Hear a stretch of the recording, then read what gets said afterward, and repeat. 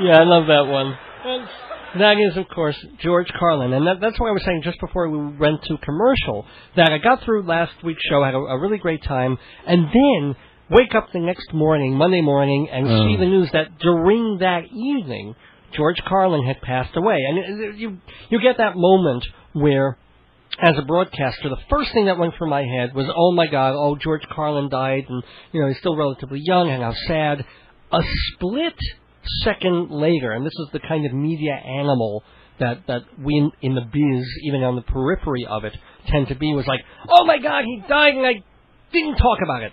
I didn't know, I couldn't gotten on the air right then and taken phone calls and eulogized him and all that. Couldn't have played a lot of his stuff, obviously. Yeah. We'll get into why. But now having to wait a whole week after the news was out, and I said, well, why is he talking about George Carlin a week later? Well, the reason is because George Carlin was pretty damn wonderful and pretty damned important. I mean, I know some people think Richard Pryor was so much more valuable and so much better. I guess if your Black Pryor was something important and special and opened up the gates in a certain way, but minute for minute, pound for pound at his best, there was nobody like Carlin. Carlin, to me, was sometimes like music, funny music, but listening to him go, the rhythm of what he was doing, it was like music, and plus he could leave you in absolute hysterics, certainly at his best. And so, didn't want to just sort of do, thank you, George Carlin, and play a little routine of his. I really wanted to get into all that he did.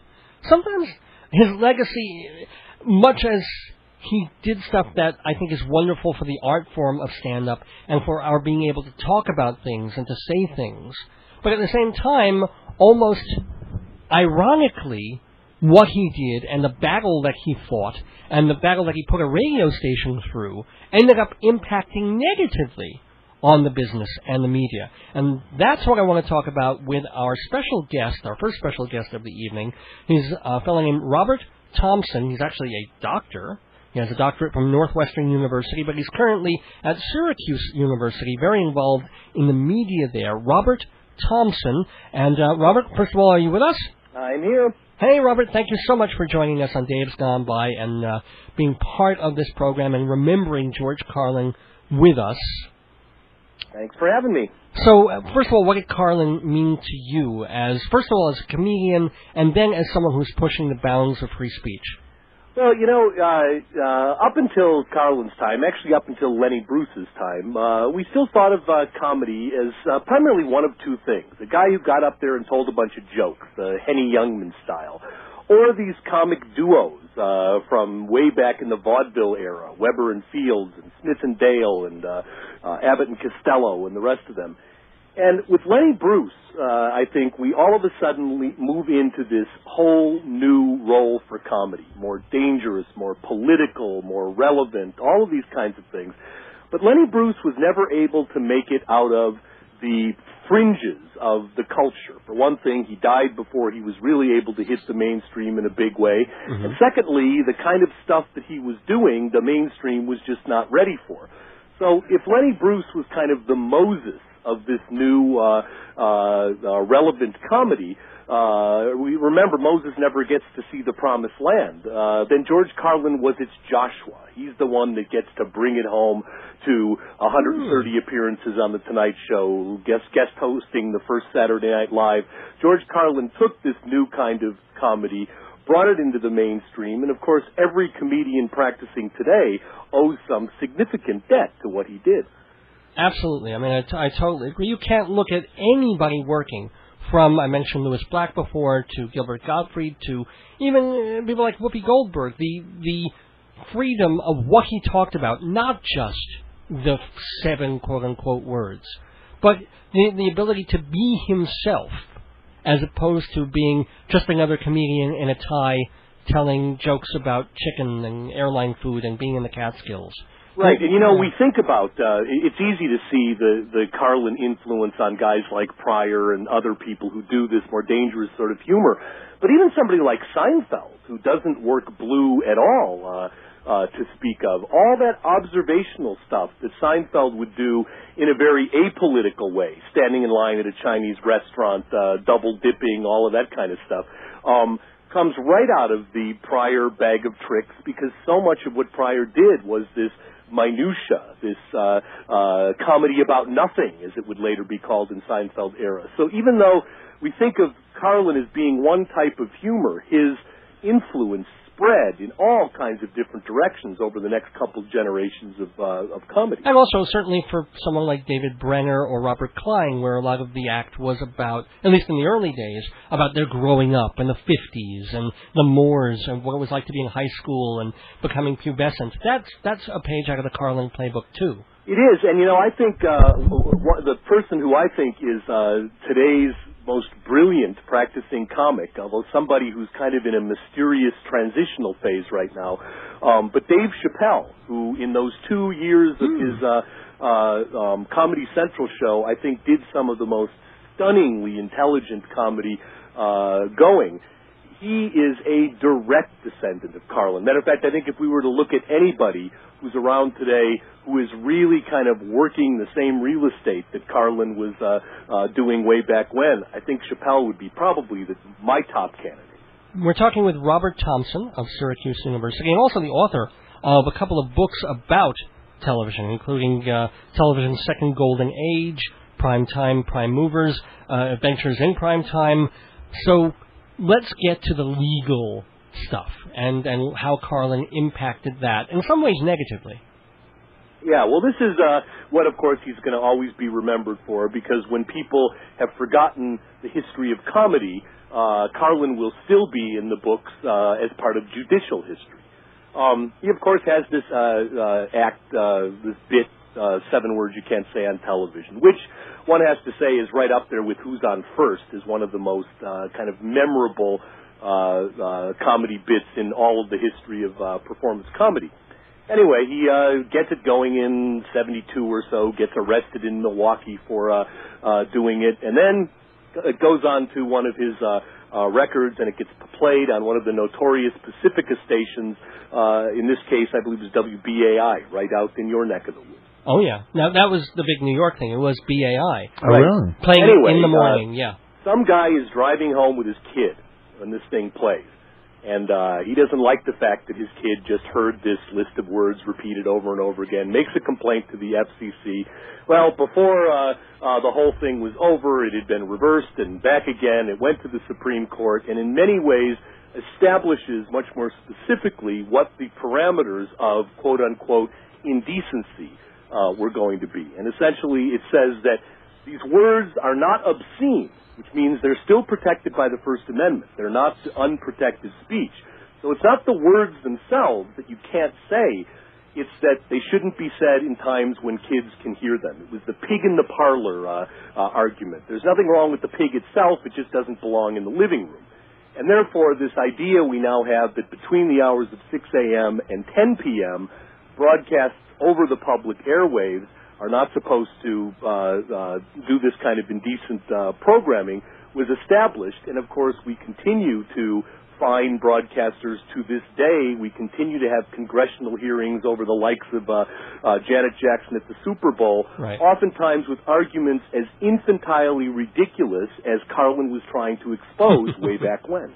Well, yeah, I mean, granted, someone sexually exposing her nipple during the Super Bowl could be argued as being, well, that's the pig in the in the parlor, but at the same time, okay, so it's like we're talking about children who are only maybe, a few months ago sucking on their mother's nipples. Exactly. Is the nipple going to be really, Not a single kid was damaged by seeing that, except perhaps the people that got fired whose daddies didn't have jobs anymore. Good Those kids may have been or because CBS was fined $500,000 for right. it. Yeah.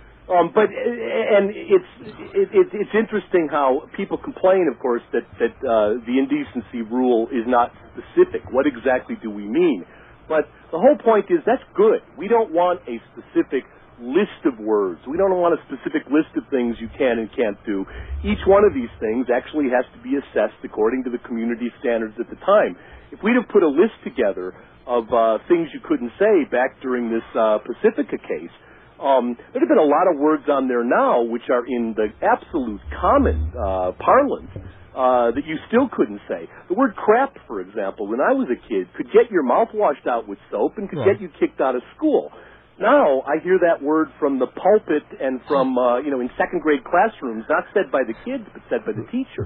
In second grade they do that? Yeah, teachers so young that they don't remember when that was really charged with naughtiness. Well, George Carlin opens one of his albums with a sketch called Shoot. That's the name of the thing on the album. And he said, I got fired for saying the S word in Las Vegas, which is a town where everybody says they should crap. Right, exactly. I mean, I couldn't do it quite the way he said it, because even though it's 11:30, this radio station has pretty tight reins on the actual language that I can say, and those are the words in there. But as you said, the word pregnant you couldn't use on TV. You couldn't have a married couple sleeping in the same bed together on sitcom television. That was the standard then. So, it is at least defying community standards now. And if you watch, that's the other thing I think we should give credit to George Carlin for. He made HBO, I think.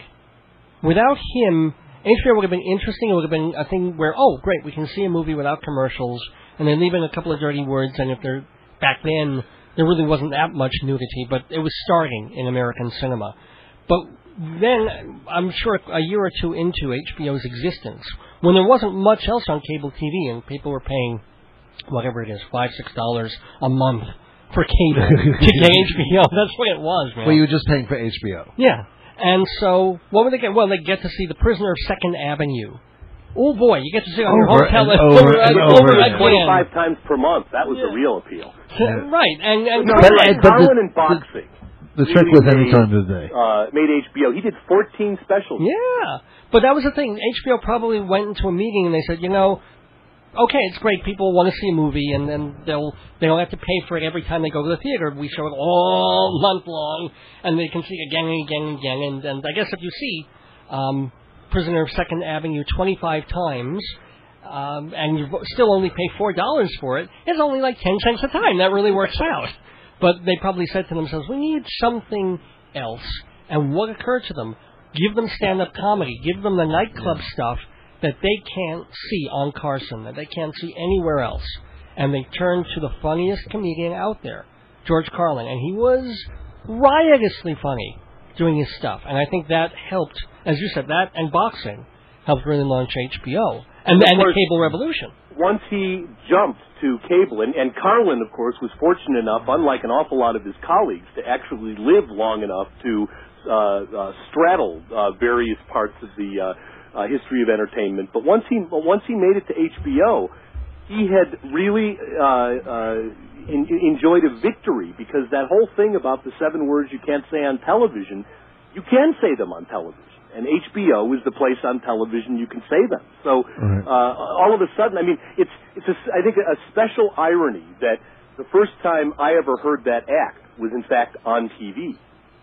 You mean on watching cable? Yeah. Right, exactly. Oh, on good cable point. television. So cable television really opens up a space for him to move into. We were all so shocked when he had died. And one of the things that shocked me most was when people, when they were reporting that he was 71. I never thought of George Carlin as being in his 70s. He still seemed like a young, hip, although slightly grumpier. Yeah, he was cranky. Than he once was. But the idea that he was 71, I suppose, makes it not as much of a surprise that he passed. But the surprise was that he was actually that old. Yeah. Well, then again, I mean, he did have heart trouble for a few, and then, I mean, it's also a surprise he didn't pass from cocaine addiction in the 19. I mean, the fact that he kicked that and alcoholism and stuff like that. I'm glad that he didn't become, the Lenny Bruce martyr kind of thing. Yeah. I didn't even know he was arrested. That was the shock. You didn't know he was? Oh. That Carlin. We think of Lenny Bruce as knocking down the door, or as Robert Thompson has told us, that Bruce was the Moses who led the people over. Yes. But I kind of assumed, okay, so by the time Carlin came along, it wasn't that big a deal. But I'll tell you those words, but he was arrested for it too. I know. Let me tell you something about George Carlin that always reminds me, what I think of him. He was the first comedian who made me think. He was, all this observational humor of his, I never, whoever would go in and, his whole thing about jumbo shrimp, when he talked. Oh, the refrigerator. Yeah. You know, and he'd make you think. You know, his classic, which I just love to death, is the baseball football analogy. That was a great one. I mean, he makes you think because you're sitting there and you go, everything he said was so based in truth. It wasn't a story. Right. They were just facts. Yep. And he could just change directions in like 5 seconds. I mean, in later years, I have to say, it bothered me because either he was lecturing a little too much, or it was a lot of. He unfortunately did fall into the trap for a while of just using dirty words for the sake of dirty words, which is what he wasn't doing when he first started using them. Well, and by the way, you know what else was interesting, and maybe our guest could tell us more about it, is I always thought it was funny that he was such a brilliant man, such a great stand-up, had such great observational humor, and then every time he did a sitcom, they were horrible. Oh, well, he just was in the worst sitcoms ever. Did you know he was on That Girl? I mean, this was before, but yeah. Well, he did a lot of guest appearances, which he was funny at. But whenever they put the George Carlin special, the George Carlin show, the George Carlin this, that, you know, it was terrible. Well, because media has to turn him into something that they're not biting their nails every time he's on TV. He's got to be buttoned down. Well, he could have been he could have had a series, but he just never got the right material. For example, who in a million years would have guessed that Andy Kaufman, one of the most bizarre comics ever to grace the face of this earth, a comic that seemed to be deriving his act straight from the planet Neptune, and he was incredibly successful as a character on a sitcom, Waka Gravis on Taxi, which was based on a character that he'd already created. I think the problem, it's a good point that Carlin was never able to make it into television except as a guest on a comedy show or doing his own comedy specials. But I think the main reason for that was that he was given such hideous material to work with. Well, I mean, look at Kinnison Traugott. But don't you think he had the choice to have his own staff, especially, you know, towards, you know, the 80s and 90s? Right. When he had those Fox series that were just awful. Yeah, it was the Cosby Show that really made it clear that a stand-up comedian could become big box office on television. Of course, that followed with Kevin James and Tim Allen and Brett Butler and Roseanne and all of the... But you also have gigantic flops like Carlin and you had... Sam Kinison. Remember A-Took? Oh, yeah. and Don Rickles. Wow, CPO Sharkey was a pretty... Oh, man. It was a hit. It was horrible. It wasn't great, but he actually was on for about 4 seasons, wasn't it? Was it? That's the only time in all of broadcasting on this day, June 29th, 2008, that anybody ever mentioned CPO Sharkey. Yeah, I'm telling you. I don't know. All right, well, maybe not. Jonathan Winters did okay, but he had his own kind of show. Yeah. He was so made for television. I mean, Jonathan Winters' act really translated nice into TV. Carlin would have needed to do something on the order of Seinfeld, and unfortunately he had no Larry David to partner with, and I think that was the problem. Good point. Well, we need to kind of wrap up our memories. Does anybody have other favorite Carlin moments or bits or routines of his besides the 7 words? Or actually, he did another version of the 7 words with more words. Did you ever see him live?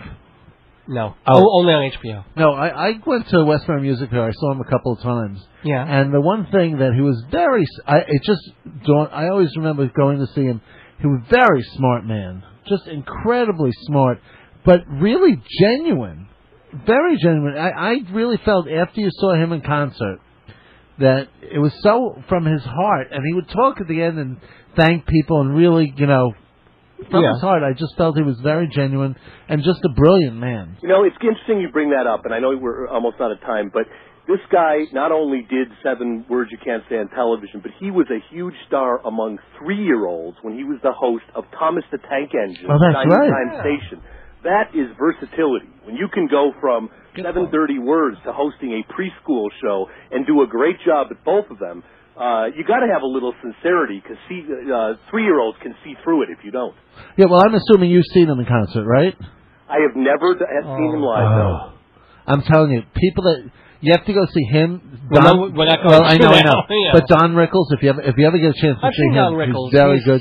And of all people, Jay Leno in concert. Oh, I believe really good. Oh, yeah, no, I believe Leno would be. I mean, I'm always, you know, I like going to see comedians live because they're just so It's very interesting because after their snippets are over, they start really going deep into themselves because to headline a show and do almost an hour straight of stand-up and just comedy, it's hard. I mean, the only person I've seen fairly recently was Louis Black, and I'm quite a big fan of his. And you can tell that's also him. There's a persona that he's playing, but it's him. And we'll go out with this. But I'm telling you, Carlin was quite amazing. He said this about stand-up comedy and what he does. He said, "This is my art, to interpret the world." That's what it was to him. Yeah. To interpret the world. And Robert Thompson, I want to thank you for helping interpret George Carlin with us. Do you have a new book coming out or anything like what we should be on the lookout for? My latest book is called Television in the Antenna Age, which now seems like such a long time ago. Oh, by the way, we were just talking before. I just want to know for 2 seconds about summer TV. What do you think about summer TV? I don't know if you were listening before. But I love my summer TV. They have come up with these crazy things. This Wipeout, I love. Oh, yeah. The Japanese I survived the Japanese game show. Hilarious. Since 1999, summer has delivered some of the best. I mean, it's often stupid. It's not going to get Peabody Awards. Yeah. Summer TV is now the cultural equivalent of a hot dog. It's not the finest cuisine, but it goes down really well in the middle. I was telling Dave, it's like, I love the Baby Borrowers. What a great show. But yeah, Wipeout is nothing like watching people fall down. Wipeout, I'm telling you, that is my new favorite show for this. That is my summer of 2008 show, because between the delivery of the hosts, they're great. Well, Robert, I have to talk to you again. We have to call privately. Yeah, I want to thank you so much for calling in, Robert Thompson. Syracuse University, you're a professor, and also you head something there, don't you? Yep, the Center for the Study of Television and Popular Culture. Wow. Well, not a bad way to make a living. Yeah. Yeah. I have to talk. We have to talk. Definitely. And I thank you so much for calling in.